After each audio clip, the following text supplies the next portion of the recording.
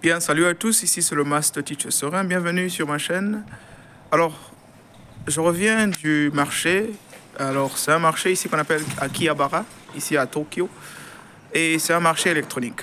Alors, dans ce marché, j'ai eu à voir beaucoup de produits électroniques comme les iPhones, les Apple là, de Steve Jobs, un produit américain qui se retrouve un peu partout. Les mêmes produits Apple là, les iPhones, vous les trouvez partout, en Chine, en Afrique du Sud, en Europe, en Afrique, partout.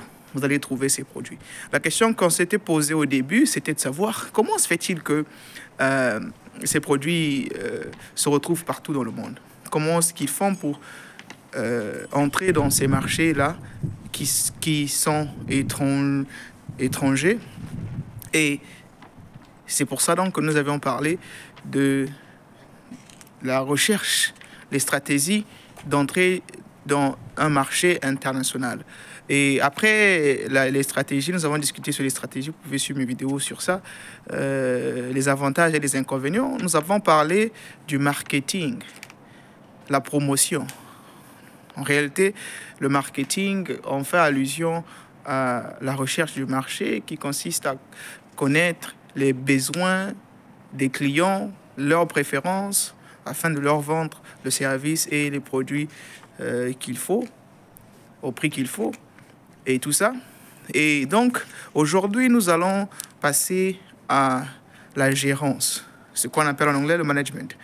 Donc, on parlera de la gérance, sinon l'organisation de ces entreprises internationales.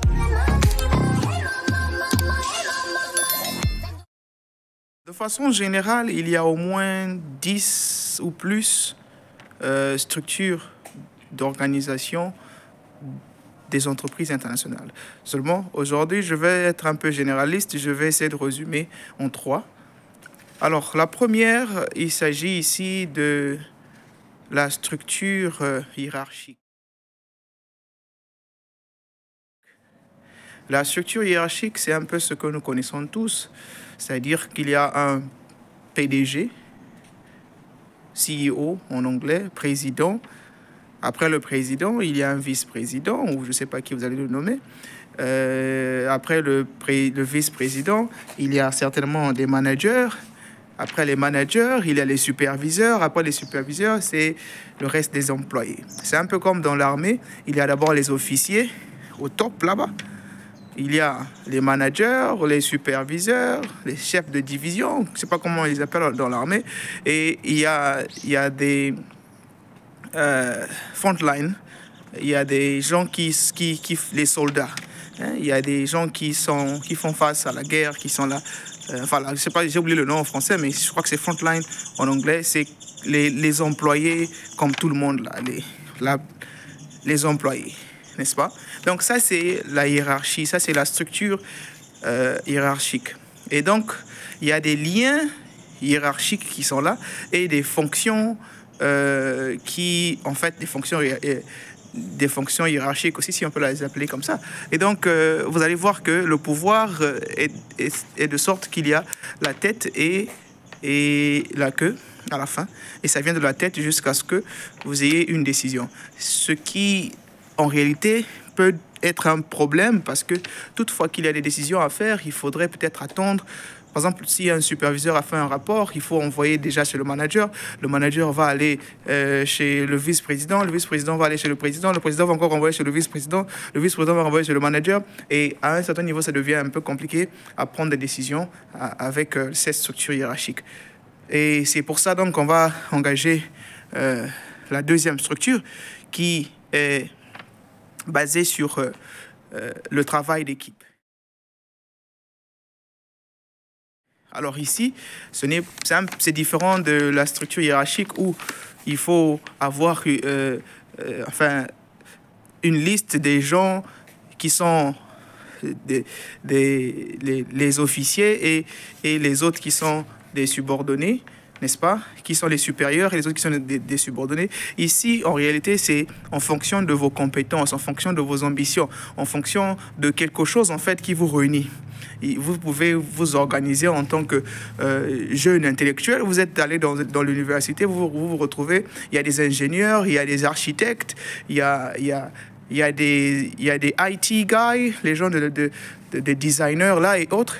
Il y a tout, il y a même enfin tout ce monde là. Vous vous retrouvez ensemble, vous montez votre entreprise et vous fonctionnez en fonction de votre coopération, en fonction de votre partenariat. Il n'y a pas forcément besoin d'avoir un boss ou des leaders qui vont venir vous donner. Alors les décisions sont prises ensemble. C'est quelque chose qui est plus pratique en tant que tel dans l'exécution des décisions et la prise de décision. Tout le monde est un peu concerné. S'il faut prendre des exemples politiques, on dira que ceci, c'est un peu comme la démocratie et le système hiérarchique, c'est un peu comme la dictature. Ce que le président dit, c'est ce qui est bon. Le reste, là, vous exécutez seulement. Et dans la structure de travail d'équipe, c'est ce que l'équipe décide qui est bon. Ce que le peuple décide, c'est ce qui est bon. Alors, le troisième point qu'on va prendre ici, c'est la structure de la matrice. La structure de la matrice, c'est un peu comme une combinaison de la structure hiérarchique et la structure basée sur l'équipe. C'est-à-dire que vous aurez, par exemple, des entreprises internationales qui ont, par exemple, leur marketing. Ils ont un groupe qui gère le marketing, un groupe qui gère les recrutements. Ils ont un groupe qui gère ceci. Et ces groupes-là aussi fonctionnent ensemble pour qu'il y ait la cohésion, pour qu'il y ait cette synergie-là, de façon à ce que les décisions puissent se prendre de façon plus effective et plus rapide. Et donc, c'est comme une combinaison en même temps de la hiérarchie, c'est-à-dire que on a aussi des boss, on a aussi des niveaux, en fait, des supérieurs et des subordonnés, mais aussi, dans ces niveaux-là, on a une cohésion des équipes qui fonctionnent au dépourvu des autres. Parce que, par exemple, vous allez voir l'équipe des managers, ils sont aussi les boss. L'équipe des gens de marketing, ce sont aussi des boss. L'équipe des gens qui vont vendre, ou bien, je ne sais pas moi, ce sont aussi des boss, à telle enseigne que les subordonnés, à un certain niveau, sont perdus parce qu'ils ne savent même plus qui, en réalité, est le boss des boss, parce que tout le monde est boss. Mais à la fin, vous allez vous rendre compte qu'il y a aussi un niveau assez... Parce que les coopératives internationales, il y a trop de divisions sur divisions. Et à ce niveau-là, c'est un peu compliqué. C'est cela, en fait. Il y a des niveaux. Et pour solidifier un peu la connaissance qu'on est en train de se partager, on va suivre Steve Jobs, le promoteur, sinon le créateur de Apple, là, les iPhones. On va suivre un peu son discours sur le type de structure qu'il utilise avec son entreprise. Et à la fin, on va peut-être faire un petit commentaire. One of the keys to Apple is Apple's an incredibly collaborative company. You know how many committees we have at Apple? No. 0. We have no committees. No committees. We are organized like a startup. One person's in charge of iPhone OS software. One person's in charge of Mac hardware. One person's in charge of iPhone hardware engineering. Another person's in charge of worldwide marketing. Another person's in charge of operations.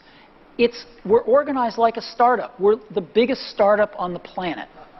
And we all meet for 3 hours once a week, and we talk about everything we're doing, the whole business. And there's tremendous teamwork at the top of the company, which filters down to tremendous teamwork throughout the company. And teamwork is dependent on trusting the other folks to come through with their part without watching them all the time, but trusting that they're going to come through with their parts. And that's what we do really well.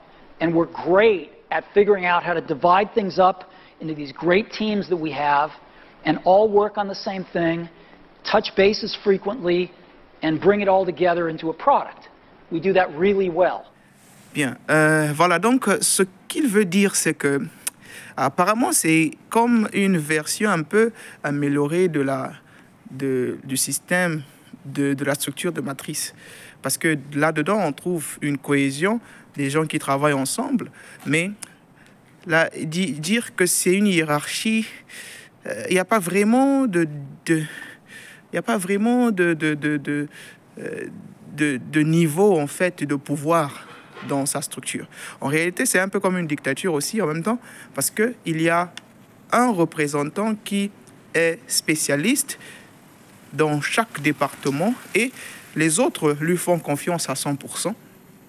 Et donc, les décisions sont prises de façon spontanée en fonction du spécialiste là. Et voilà, je dirais que c'est pas vraiment de la hiérarchie parce que il n'y a pas vraiment un long chemin pour prendre des décisions. Il n'y a pas vraiment... voilà, c'est un peu différent. Je dirais que c'est comme une matrice, mais avec la condition que la hiérarchie, là, n'est pas assez longue comme une hiérarchie standard. C'est une hiérarchie qui est un peu raccourcie, disons. Et donc, voilà, bien de choses à vous. Restez connectés, abonnez-vous, partagez, et voilà, bien de choses.